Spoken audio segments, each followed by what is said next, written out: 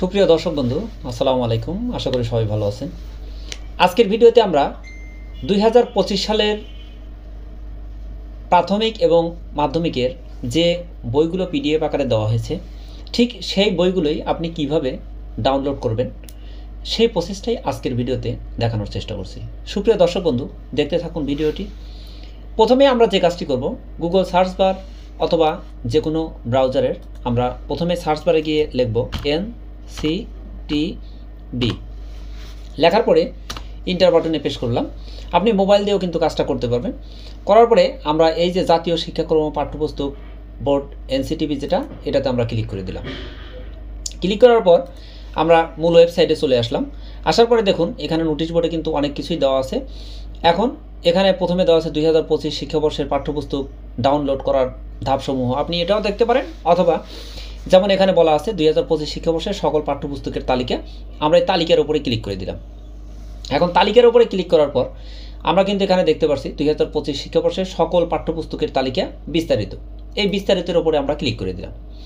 এখন বিস্তারিতের উপর ক্লিক করার পর আমরা এখানে দেখতে পাচ্ছি 2025 শিক্ষাবর্ষের পাঠ্যপুস্তকের তালিকা প্রাক প্রাথমিক ও প্রাথমিক স্তর, মাধ্যমিক স্তর এবং উচ্চ মাধ্যমিক স্তর। এখন আপনি কোন স্তরের বইগুলো আপনি ডাউনলোড করতে চাচ্ছেন, ঠিক সেটা। যেমন দেখুন এখানে মাধ্যমিক স্তর, যে মাধ্যমিক স্তরে যদি হয় সেই ক্ষেত্রে মাধ্যমিক স্তরের উপর ক্লিক করবেন। ক্লিক করার পর দেখুন নিচের দিকে এখানে কিন্তু দেওয়া আছে, অর্থাৎ মাধ্যমিক স্তর এবং উচ্চ মাধ্যমিক স্তরের পাঠ্যপুস্তকের তালিকা। যেমন ধরুন ষষ্ঠ শ্রেণী, এখন ষষ্ঠ শ্রেণীর মাধ্যমিক, দাখিল, কারিগরি সবই কিন্তু দেওয়া আছে। এখন ষষ্ঠ শ্রেণীর উপর ক্লিক করলে আমাদের এখানে দেখাবে এই যে ষষ্ঠ শ্রেণীর সবগুলো বই কিন্তু এখানে দেখাচ্ছে। আপনি কোনটা ডাউনলোড করবেন ঠিক সেটার উপরে আপনাকে ক্লিক করতে হবে। যেমন চারুপাঠ, আনন্দপাঠ, অর্থাৎ প্রত্যেকটা সাবজেক্ট এখানে দেওয়া আছে। এই ডাউনলোড অপশনের উপরে যদি আমরা ক্লিক করে দিই তাহলে কিন্তু এই বইটা অর্থাৎ ডাউনলোড হয়ে যাবে। দেখুন ডাউনলোড অপশনে ক্লিক করার সঙ্গে সঙ্গে এখানে কিন্তু বইটা দেখাচ্ছে। অনুরূপভাবে আমরা যদি এখানে যে এটা হলো মাধ্যমিক স্তর এবং উচ্চ মাধ্যমিক স্তর এখানে কিন্তু দেওয়া আছে।